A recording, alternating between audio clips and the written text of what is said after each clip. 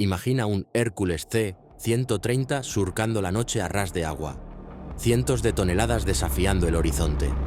Al interior, más de 50 hombres con el entrenamiento más duro del mundo.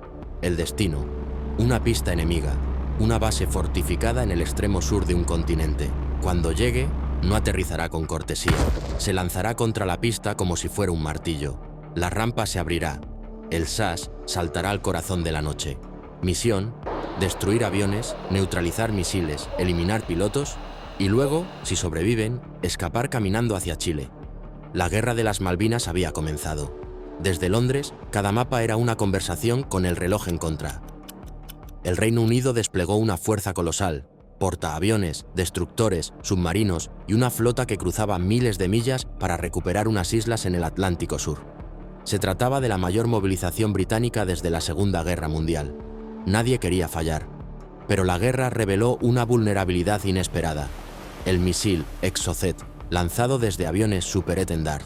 Pequeño, veloz, diseñado para volar rozando el mar hasta prácticamente entrar por la ventana del barco objetivo, el Exocet resultó implacable. El 4 de mayo de 1982, un impacto cambió la percepción de la flota británica. El destructor HMS Sheffield fue alcanzado. El incendio fue devastador. Murieron 20 marineros. El golpe no fue solo militar, fue psicológico. Si un misil podía hundir un destructor, ¿qué podría hacerle a un portaaviones? En Whitehall, la alarma se transformó en obsesión. Los planificadores se reunieron con un único objetivo: neutralizar la amenaza Exocet, no en el mar, sino en tierra, en su fuente. La idea: Operación Mikado. De aquel esfuerzo nació una idea extremista, brutal en su simplicidad: atacar la base donde estaban los Super Étendard, Río Grande, en Tierra del Fuego. Destruir los aviones, acabar con los misiles, eliminar a los pilotos. Y hacerlo de una manera que, si tenía éxito, frenaría la amenaza de un solo golpe. El plan fue bautizado Operación Mikado. En el papel, Mikado era directo. Un C-130 Hércules transportaría más de 50 comandos del SAS. Entraría de noche.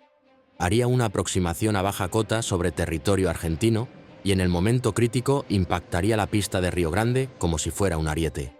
La rampa trasera se abriría, los comandos se lanzarían al asalto, atacando hangares, depósitos y aviones. Si el Hércules sobrevivía, despegaría rumbo a Punta Arenas, Chile. Si no, el plan de contingencia era una retirada a pie, a través de la desolación patagónica, hasta cruzar la frontera hacia Chile. Era una apuesta total, sin escolta aérea, sin reabastecimiento en vuelo, sin garantía de éxito. El riesgo era masivo. La recompensa: eliminar la capacidad de ataque Exocet desde aquel punto en particular. Los riesgos: evaluación realista. A medida que se debatía el plan, la lista de interrogantes se agrandó. ¿Dónde estaban realmente los Super Étendard? ¿Cuántos misiles Exocet quedaban operativos? ¿Cómo estaban distribuidas las defensas en Río Grande? La inteligencia exigía precisión quirúrgica. Sin datos sólidos, Mikado sería un salto a ciegas. Además, Río Grande no era un aeródromo aislado en medio de la nada. Estaba fortificado. Sistemas de radar, baterías antiaéreas, cañones automáticos y una presencia militar significativa. Las condiciones climáticas, con vientos feroces y noches de temperaturas extremas, complicaban cualquier operación de aterrizaje, mucho más una que pretendiera ser un choque deliberado. Y por si fuera poco, la base estaba cerca de infraestructura civil. Refinerías, depósitos y barrios. Cualquier error podía costar vidas civiles y desencadenar una catástrofe política internacional. Los veteranos del SAS y los planificadores militares coincidieron. La operación, de llevarse a cabo tal cual estaba planteada, rozaba lo suicida. Reconocimiento: la operación preparatoria. Pese a los temores, la urgencia impulsó acciones. Antes de autorizar un asalto de tal magnitud, se necesitaba información de primera mano. La sorpresa debía ser verificada o perderse para siempre. Para ello se preparó un reconocimiento.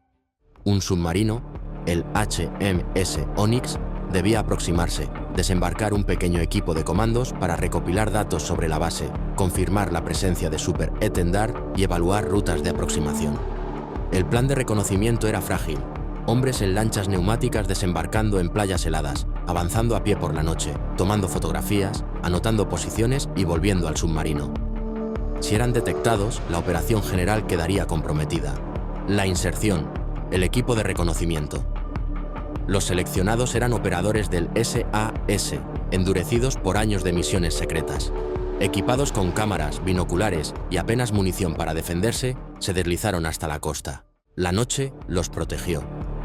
Desde la playa observaron Río Grande, luces que parpadeaban detrás de niebla y estructuras que indicaban que los aviones se movían, que había actividad, que la amenaza era real. Regresaron al punto de extracción con información contradictoria, confirmaciones importantes, pero también evidencia de que las defensas estaban alerta. Y lo peor, dejaron rastros, huellas, marcas en la playa, indicios de una intrusión. Poco después, una patrulla argentina local encontró huellas extrañas y reportó la posible entrada de intrusos. La alerta se elevó. Los aviones fueron protegidos en refugios blindados. Guardias y sistemas de vigilancia se reforzaron. La sorpresa, activo principal de Mikado, se empezó a diluir. El dilema, seguir o cancelar. Con la sorpresa comprometida y las defensas reforzadas, el Estado Mayor británico enfrentó una encrucijada. ¿Mantener el plan masivo y aceptar enormes pérdidas potenciales? ¿Optar por un enfoque reducido, más prudente, pero quizá insuficiente? A la vista de la nueva inteligencia, la atención se desplazó hacia una opción menos arriesgada. Enviar un pequeño equipo de reconocimiento por aire, infiltrarlos por paracaídas que verificarían de nuevo y, si era posible, sabotar objetivos precisos. La RAF preparó un Hércules modificado, el 15-179, adaptado a vuelos de largo alcance y operaciones nocturnas. La orden fue clara: observar. No involucrarse, a menos que fuera absolutamente necesario. La misión de paracaidistas, 17 de mayo. El 17 de mayo de 1982, el Hércules despegó desde la isla Ascensión con 3 operadores del SAS a bordo. Volaron horas rozando el mar para minimizar su firma radar. En silencio, el C-130 llegó a la zona, y los 3 hombres saltaron en la noche, separados por el viento y la oscuridad. El terreno en Tierra del Fuego es una trampa. Vientos que devuelven la dirección de la caída, vegetación baja, turba y pantanos que hunden botas y arrastran al hombre. Las condiciones frías drenan las baterías de los equipos y los sentidos. Los operadores se reagruparon con dificultad, pero pronto se enfrentaron a un problema aún mayor. Habían sido detectados. Pequeñas evidencias, huellas, restos de equipo, alertaron a patrullas locales. En cuestión de días, la noticia se expandió. Los argentinos elevaron los niveles de alarma, desplegaron búsquedas y duplicaron vigilancia. La zona ya no sería la misma. La fuga, supervivencia entre tinieblas. Los 3 comandos, detectados y ahora perseguidos, tuvieron que convertirse en sombras. Sin posibilidad de extracción aérea, con radios intermitentes y sin apoyo, su opción era una fuga larga y peligrosa hacia el noroeste, con la esperanza de alcanzar la frontera con Chile. Caminaron durante días entre pantanos, bosques y cerros, bebiendo nieve, racionando víveres, ignorando el agotamiento. La travesía fue una prueba de resistencia. Botas gastadas, manos sangradas, hambre y frío. El objetivo era simple: cruzar a Chile, donde, al menos en la práctica diplomática de la época, existía simpatía con el Reino Unido y posibilidades de repatriación discretas. Llegar era lo único que importaba. Las consecuencias políticas. Mientras tanto, en Londres, las noticias del reconocimiento, las huellas y la posible captura de personal británico desataron una tormenta. La primera ministra Margaret Thatcher y su gabinete no podían arriesgar evidencia pública de una operación encubierta que comprometiera la diplomacia o desatara una escalada regional. La posibilidad de que soldados británicos fueran capturados y exhibidos por la prensa generaba un riesgo no solo militar, sino político, con consecuencias para la moral pública y la posición internacional del Reino Unido. La opción más sensata, aunque amarga, fue cortar por lo sano. La operación Mikado, tal y como había sido concebida para un asalto total, fue archivada. Las referencias se borraron de documentos oficiales. La misión fue reducida a su mínima expresión. Los 3 paracaidistas que habían sobrevivido debían buscar el camino hacia Chile por su cuenta. El resto del plan dejó de existir en los papeles. La salida a Chile, repatriación silenciosa. Los 3 hombres finalmente alcanzaron territorio chileno. Allí fueron retenidos, pero no tratados como prisioneros. Chile, en aquel momento gobernada por una dictadura que miraba con cierto favor a Gran Bretaña en el conflicto, facilitó una retirada discreta. Tras verificaciones y gestiones diplomáticas de bajo perfil, los comandos fueron repatriados al Reino Unido sin ceremonias ni menciones públicas. Volvieron como sombras, sin medallas, sin desfiles, solo el silencio de lo que nunca se daría a conocer oficialmente. Reflexión táctica. ¿Por qué no Mikado? La cancelación de Mikado dejó en evidencia una lección. El valor de una unidad de élite no compensa la falta de inteligencia firme ni la ausencia de una ruta de escape real. El SAS podía hacer cosas extraordinarias, pero no podía hacer milagros sin información fiable ni apoyo logístico. La operación mostró los límites de la fuerza bruta ante amenazas asimétricas. Un misil pequeño y bien empleado podía neutralizar a una potencia naval mucho mayor. Las alternativas que se usaron para mitigar la amenaza Exocet fueron menos espectaculares y más pragmáticas. Guerra electrónica, presión diplomática sobre Francia para limitar el abastecimiento y el uso conjunto de aeronaves Harrier y misiones de choque para degradar las capacidades argentinas. Fueron medidas que, combinadas, limitaron el uso efectivo de los Exocet restantes. Lecciones y costes, estrategia y ética. Mikado permanece como un ejercicio de imaginación militar llevada al extremo. Muestra el terror de los planificadores ante una amenaza novedosa y la disposición a contemplar medidas extremas cuando un teatro de guerra parece tambalearse. Pero también plantea preguntas éticas. ¿Qué precio está dispuesto a pagar un Estado por neutralizar una amenaza?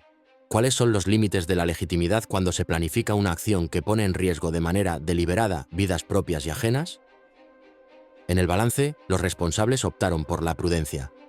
Evitaron una operación con altas probabilidades de bajas masivas y de impacto político internacional y buscaron soluciones que, aunque menos radicales, redujeron la amenaza sin recurrir a una intervención que hubiera podido convertirse en tragedia.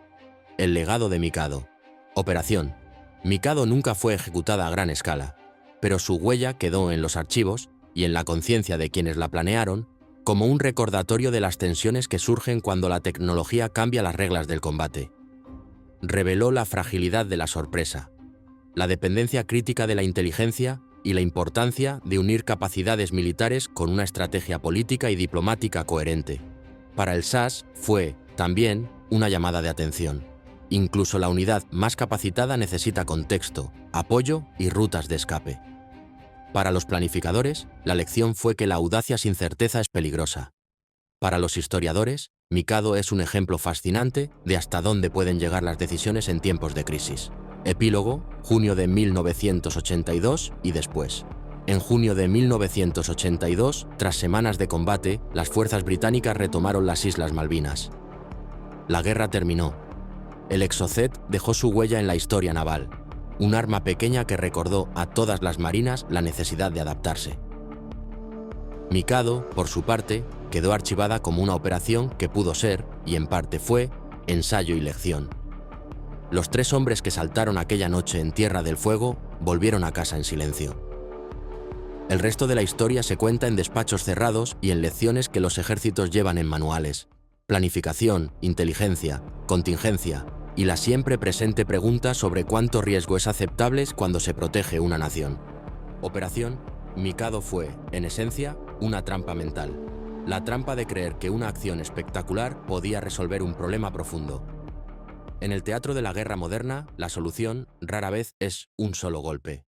Es una combinación de información, paciencia, diplomacia y, sí, también de fuerza. Pero siempre, siempre, con la supervivencia y la proporcionalidad como faros. Si te gustó este episodio, suscríbete y comparte. En el próximo capítulo de Trampas Explosivas exploraremos otra operación que estuvo al borde de cambiar la historia. ¿Te atreves a seguir?